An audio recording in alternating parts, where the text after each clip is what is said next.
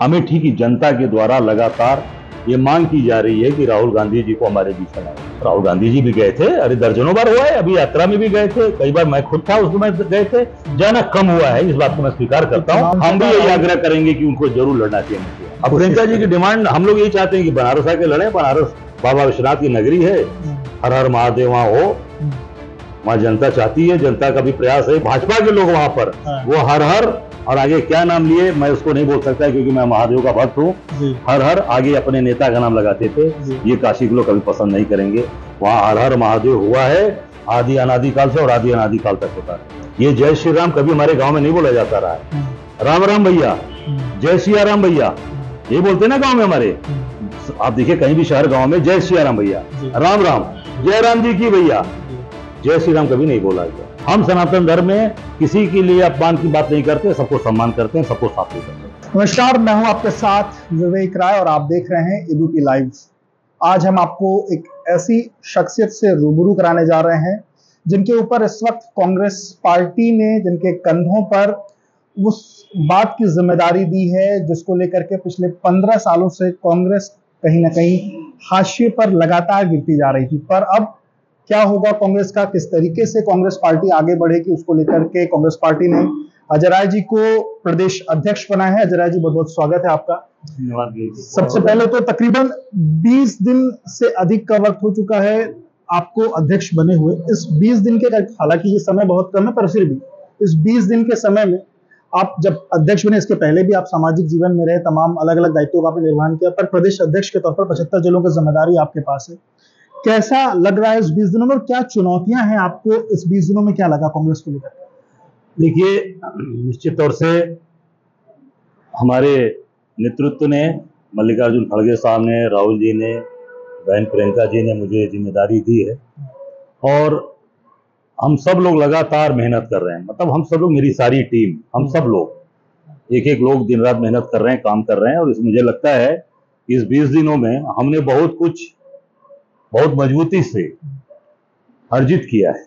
अर्जित के मैंने ये कहना चाहूंगा कि उसमें जो एक कम समय में ज्यादा चलना, ज्यादा से ज्यादा जिले में ज्यादा से ज्यादा लोगों से संपर्क, ज्यादा से ज्यादा लोगों के बीच में अपनी बात को ले जाना, आप सबके माध्यम से, जनमानस के माध्यम से, और उसी 20 दिन के अंतर्गत बाबा विश्वनाथ की कृपा, महादेव की, कि उसी 20 दिन के घोसी का चुनाव का परिणाम भी आता है इसी 20 दिन के अंदर। तो ये आपको लगता है कि आपके आने के बाद कहीं ना कहीं कुछ एक बड़ा, क्योंकि आपने समर्थन दिया, आप इसको आप खुद समझ सकते हैं और आप देख सकते हैं कि जिस तरीके का समर्थन सहयोग हम लोगों ने किया, आते ही समर्थन दिया। और मैंने कहा कि कांग्रेस का एक एक कार्यकर्ता, एक एक साथी लग जाए, और हमारे गोरखपुर से लेकर गाजीपुर, बलिया से लेकर मऊ, आजमगढ़ तक सारे जिले और सारे लोग, एक एक लोग लग गए। और परिणाम आप देखिए कि वहां पर 43 हजार वोटों से चुनाव हम लोग जीते। इतना सब कुछ करने के बाद पुलिस का तांडव, प्रशासन, सरकार ने पूरी चीजें, वहां 26 मिनिस्टर, 2 डिप्टी सीएम, स्वयं मुख्यमंत्री, तमाम लोग लगकर किए। उसके बाद भी जो समर्थन सहयोग हम लोगों ने किया। और सबसे बड़ी बात बता दूं कि वो धरती स्वर्गीय कल्पनाथ राय जी की धरती जी, जहां से कल्पनाथ राय जी आते थे, जिनका नाम विकास पुरुष के नाम से जाना जाता था। पूरे मऊ जनपद का विकास अगर आप देखेंगे, और पूरे पूर्वांचल का विशेष रूप से विकास तो स्वर्गीय कल्पनाथ राय जी ने किया था उनकी धरती से। तो कांग्रेस का जो समर्थन वहां गया कि हम इंडिया गठबंधन के प्रत्याशी सुधाकर सिंह को अपना सपोर्ट करते हैं, उस दिन से वहां का माहौल बदलना शुरू हो गया और जबरदस्त तरीके से परिणाम आया।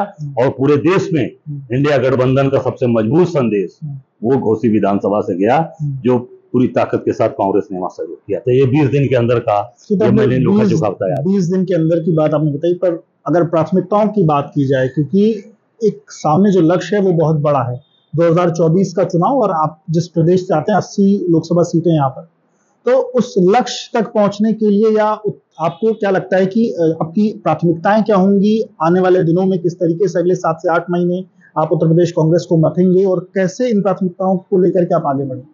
देखिए, मैंने बताया ना कि देखिए, शुरुआत कहीं से होती है।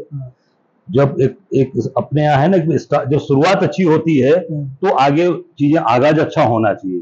तो आगाज अच्छा हो गया, ये बाबा विश्वनाथ की कृपा से ये आगाज ऐसा हो गया जनता के सहयोग से, ये वो चीजें बहुत तेजी से आगे बढ़ रही हैं।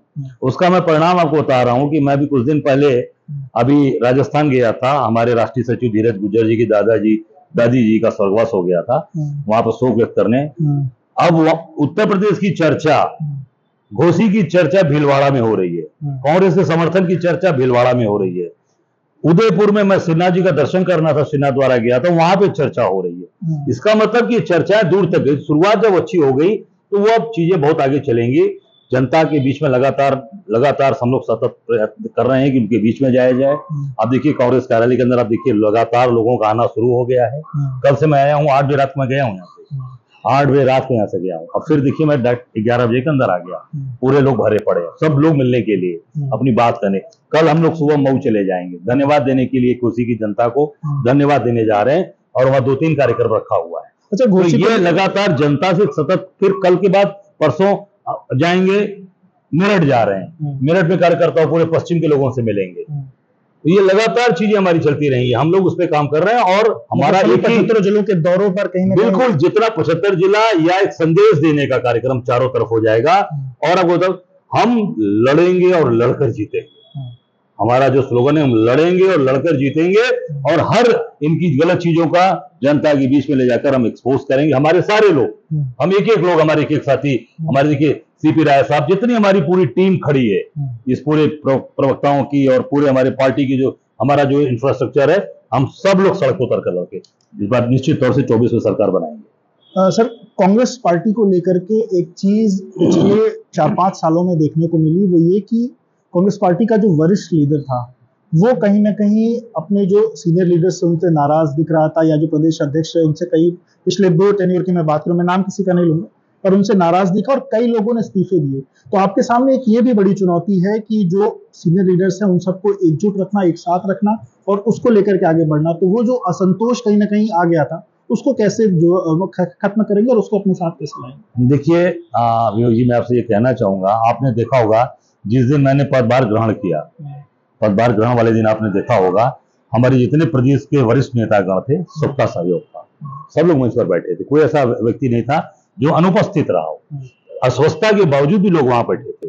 तो मेरा काम करने का ढंग ऐसा है कि मैं सबके साथ, जो हमारे बड़े लोग हैं, उनका स्नेह प्यार आशीर्वाद लेते हुए सबको साथ लेकर चलेंगे। और आपको ये कहीं नहीं लगेगा कि मेरे उनके बीच में कहीं भी खाई है, या मैं उनकी बातों को नहीं महत्व दे रहा हूं। मेरे लिए एक समान है, और बिना बड़े लोगों का मार्गदर्शन प्राप्त किए हम लोग आगे नहीं बढ़ सकते। उनका मार्गदर्शन चाहिए, उनका आशीर्वाद चाहिए, गार्जियनशिप उनकी चाहिए, और संघर्ष सड़क पे हम लोग सब लोग मिलकर करेंगे, हमारी सारी टीम करेंगे। एक सर सवाल संगठन को लेकर के है। कांग्रेस पार्टी क्योंकि लंबे समय से सरकार में नहीं है, सत्ता में नहीं है, उत्तर प्रदेश में लंबे समय से आप लोग सत्ता में नहीं है, इसका एक बड़ा खामियाजा आपको बूथ स्तर पर कार्यकर्ताओं की कमी का कहीं ना कहीं कांग्रेस पार्टी को झेलना पड़ता है। पर अगर किसी भी चुनाव को जीतने के लिए बूथ स्तर पर कार्यकर्ताओं की जरूरत है, कैसे बूथ स्तर तक लोगों को अपने आप से जोड़ेंगे, उसको लेकर के क्या रणनीति? देखिए, मैं आपको बता दूं, सरकार में जरूर न रहने का हम लोगों को उसका सामने आता है दुष्परिणाम, पर उसका एक बेनिफिट भी है कि सरकार में रहने से क्या होता है, लोगों की अपेक्षाएं बहुत रहती हैं, बहुत एक बड़ा हो जाता है कि मेरा ये काम नहीं हुआ। अब तो यहाँ केवल एक ही चीज है, भाई अगर कुछ प्राप्त करना है, आपको चाहिए, तो आप संघर्ष करिए, लड़िए। आज मैं यहाँ बैठा हूँ तो पार्टी ने मुझे संघर्ष और लड़के ही यहाँ मुझे ये स्थान मिला है। मैं ये नहीं कहूँ कि मैं केवल घूम फिर कर और आगे पीछे दिल्ली और लखनऊ दौड़ा करके मैं प्रदेश अध्यक्ष बन गया। मैं लड़ा हूँ, संघर्ष किया हूँ। मोदी से लड़ाया पार्टी ने 14 में, मैं 14 नरेंद्र मोदी से लड़ा, फिर 19 में लड़ाया नरेंद्र मोदी से, फिर लड़ा नरेंद्र मोदी से, और उसके डबल वोट पा के आ रहा हूँ। जितना 14 में पाया था, 19 में उसके जस्ट डबल वोट पा के आ रहा हूँ प्रधानमंत्री जी के खिलाफ। तो ये संघर्ष और लड़ने का है। तो जो व्यक्ति संघर्ष और लड़ेगा, काम करेगा पार्टी के लिए, पार्टी उसको महत्व देगी। और वो देखिए, सबसे बड़ी चीज होगी विश्वास। आज नेतृत्व के प्रति विश्वास बढ़ा है।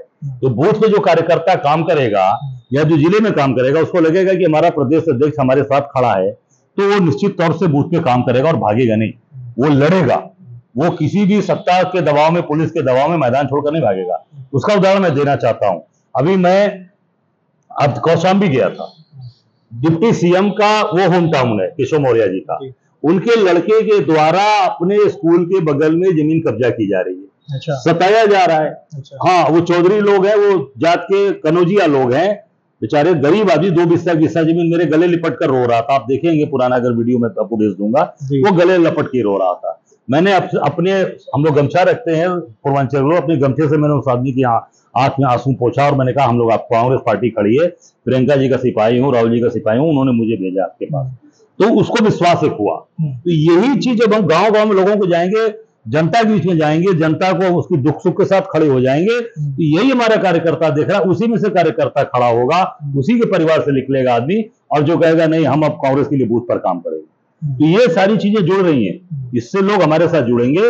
और आप देखिएगा आने वाले समय 2024 में आपको पूरे कांग्रेस पार्टी का एक बूथ स्तर से, गांव स्तर से लेकर प्रदेश स्तर तक जबरदस्त संगठन, जबरदस्त स्ट्रक्चर आपको मिलेगा। बिल्कुल। एक सवाल, क्योंकि आपने 14 और 19 का जिक्र किया कि आपने वाराणसी से आपने मोदी के खिलाफ लड़ाई लड़ी, 24 को लेकर के क्या आपका क्या स्टैंड है? आप क्या इस बार फिर से वाराणसी आप लड़ने वाले हैं? अब ये तो पार्टी तय करेगी, पार्टी का निर्णय है, पार्टी क्या इसको तय करती है। पार्टी ने अभी तो प्रदेश अध्यक्ष की जिम्मेदारी दे दी, तो मुझे अब पूरा 75 जिला देखना है, 80 लोकसभा देखनी होगी। अब पार्टी उस पर क्या डिसीजन लेगी, मुझे लड़ाएगी, पार्टी ने कहा लड़ना है तो मैंने कहा लड़ूंगा। अब आगे पार्टी कहेगी कि नहीं आपको काम करना है तो काम करेंगे। हम सब लोग अपनी पार्टी के लिए समर्पित हैं, जो पार्टी का निर्देश होगा उससे हम लोग। सीनियर लीडर्स की बात की जाए, राहुल जी, प्रियंका जी या फिर सोनिया गांधी, इन लोगों को लेकर के, क्योंकि उत्तर प्रदेश में सोनिया जी इस वक्त रायबरेली से ही सांसद हैं, राहुल जी अमेठी से लड़े थे, हार गए, प्रियंका जी को लेकर के आपके कई बार बयान आए हैं, इनको लेकर के क्या स्ट्रेटजी, क्या ये लोग उत्तर प्रदेश से तीनों लोग इस बार चुनाव लड़ेंगे? अब देखिए, मैं इतना जरूर कहना चाहूंगा कि अमेठी की जनता के द्वारा लगातार ये मांग की जा रही है कि राहुल गांधी जी को हमारे बीच में लाए, और गांधी परिवार ने कभी वोट के लिए, कभी वहां से सांसद बनने के लिए कभी जनता से झूठ नहीं बोला। 40 साल वहां की सीट कांग्रेस के साथ रही, गांधी परिवार के साथ रही, इंदिरा जी से लेकर, राजीव जी से लेकर, सोनिया जी से लेकर हमारे राहुल जी तक। कभी भी इन लोगों ने कभी जनता को वोट लेकर कभी बरगलाया नहीं कि आपको मैं 13 रुपए किलो चीनी दे दूंगा, या मैं आपको नौकरी दे दूंगा, सारे कल कारखाने खुल जाएंगे, नए कारखाने बन जाएंगे। जो वहां काल कारखाने थे, ये ट्रिपल आईटी, मेगा फूड बार, पूरा का पूरा सब मेगा फूड जो है वहां का पार्क था वो सब हट गया, ट्रिपल आईटी सब हट गई। और आप देखेंगे वहां पर एक सीआरपीएफ के लिए कैंप लगता था, जहां पे वहां से लोगों का सिलेक्शन होता था, उस कैंप को भी बंद कर दिया वहां से। कितने वहां के बच्चे जो सीआरपीएफ, आईटीबीपी और सीआईएसएफ में सेलेक्ट होके जाते थे, वो भी वहां से सिलेक्शन कैंप बंद कर दिया गया, और बच्चे दूर जा रहे हैं, और ऐसे भी कहीं नौकरी मिल नहीं रही है। तो ये सारी चीजों को लेकर वहां की जनता बहुत आक्रोशित है, वो अपने नेता राहुल गांधी को वहां से चाहती है। पर राहुल गांधी जाते नहीं है अमेठी। राहुल गांधी जी भी गए थे, अरे दर्जनों बार हुआ है, अभी यात्रा में भी गए थे, कई बार मैं खुद था उसमें गए थे, जाना कम हुआ है, इस बात को मैं स्वीकार करता हूँ। हारने के बाद जिस नहीं गए हैं, चुनाव हारने के बाद राहुल जी गए हैं, और मैं प्रांतीय अध्यक्ष के तौर पे था, मैं तो वहां कम से कम 20 बार जा चुका हूँ। तो हम लोग उनके पार्टी तो हैं, और राहुल जी का पार्टी है, वहां जा रहे हैं, और सारी बातें जो राहुल जी को मतलब वहां की जनता जो चाहती है वो वहां हम लोग पहुंचा रहे हैं। और वो पारिवारिक रिश्ता है अमेठी से। देखिए, परिवार का रिश्ता होता है, वो अगर हम साल 6 महीना नहीं भी जाएंगे, उनका हम ध्यान रख रहे हैं, कर रहे हैं। हमारा एक एक कार्यकर्ता, हमारे यूथ कांग्रेस के कार्यकर्ता के ऊपर स्मृति ईरानी ने भी, स्मृति ईरानी के लोगों ने मारपीट किया था, तत्काल उस पर हम लोगों ने कार्रवाई की, भिड़ के उसके ऊपर FIR कराया, उसके ऊपर तमाम तरीके से प्रताड़ना की कार्रवाई, हम लोग उसके साथ खड़े रहे। तो उसको ये नहीं लगना चाहिए कि आज राहुल जी यहाँ नहीं है तो कांग्रेस नहीं खड़ी है। कांग्रेस का एक एक कार्यकर्ता खड़ा है अमेठी में, रायबरेली में, और अब जहां जहां हमारे लोग मजबूत लोग खड़े हैं, तो वहां पर कमी नहीं आने देंगे। और वो लोग राहुल जी को पसंद कर रहे हैं, वहां की जनता बुला रही है। मतलब 24 में राहुल जी वापस अमेठी, वहां की जनता की डिमांड है, बिल्कुल हम सब हम भी यही आग्रह करेंगे कि उनको जरूर लड़ना चाहिए अमेठी। अच्छा, रायबरेली को लेकर के कई बार ये कहता है कि सोनिया जी की तबीयत अब नहीं उतनी ठीक रहती, इसलिए वो नहीं आ सकती, इस तरीके की कई अलग अलग चर्चाएं होती रहती हैं। आप चूंकि प्रदेश अध्यक्ष हैं, तो आपसे क्या सोनिया जी रायबरेली आएंगी वापस? अब देखिए, सोनिया जी वहां से सांसद रहे हैं, और वो भी पूरा गांधी परिवार ने वहां जितने विकास काम, चाहे जितने भी कल कारखाने लगे हैं, सब उनके समय के हैं। निश्चित वहां की जनता चाहेगी, और हम लोग भी, अगर सोनिया जी की तबीयत ठीक रहेगी, स्वस्थ रहेंगे, तो हम सब लोग ये जरूर उनसे आग्रह करेंगे कि वो रायबरेली आके चुनाव। प्रियंका जी को कहां से लड़ाने की? अब प्रियंका जी की डिमांड हम लोग यही चाहते हैं कि बनारस आके लड़े। बनारस बाबा विश्वनाथ की नगरी है, हर हर महादेव वहां हो, वहां जनता चाहती है, जनता का भी प्रयास है। यही है कि हम लोगों से लोगों ने कहा कि इस बार विधायक जी, अध्यक्ष जी, आप प्रियंका जी को काशी लाइए, महादेव की नगरी में, यहाँ हर हर महादेव होता रहा होगा, और भाजपा के लोग वहां पर वो हर हर और आगे क्या नाम लिए मैं उसको नहीं बोल सकता क्योंकि मैं महादेव का भक्त हूँ। हर हर आगे अपने नेता का नाम लगाते थे, ये काशी के लोग कभी पसंद नहीं करेंगे। वहाँ हर हर महादेव हुआ है आदि अनादि काल से और आदि अनादि काल तक होता रहे। अच्छा, आपने हर हर महादेव का जिक्र किया। आप जब से प्रदेश अध्यक्ष बने हैं, आपके काफिले के वीडियोस निकाल लिए जाए, आप जब यहाँ शपथ ले रहे थे तब के वीडियोस देख लिए जाएं, लगातार हर हर महादेव के उद्घोष से कांग्रेस पार्टी का कार्यालय लगातार गूंजा। तो ये क्या कहीं ना कहीं क्या ये जय श्री राम की काट है हर हर महादेव, उसके तौर पर इसको देखा जाए कि भाजपा जिस तरीके से अलग अलग मंचों से जय श्री राम की हुंकार भरती है, वैसे अब कांग्रेस हर हर महादेव की हुंकार भरे? देखिए ऐसा है ना कि आप भी सनातनी धर्म से हैं, हम लोग भी सनातन हैं। और बाबा विश्वनाथ का चंदन देखिए, बाबा विश्वनाथ का चंदन माथे पे लगा है। हर हर महादेव का जो उद्घोष है वो आदि अनादि काल से चला आ रहा है, ये हमारे द्वारा बनाया नहीं है। ने किसी कोई ये कह सकता है कि कांग्रेस पार्टी ने अजय राय ने गढ़ दिया कि हर हर महादेव हम बोल रहे हैं। हर हर महादेव आदि अनादि काल से होता चला आ रहा है और आदि अनादि काल तक होता रहेगा। जय श्री राम का जो स्लोगन है वो आरएसएस भारतीय जनता पार्टी की है।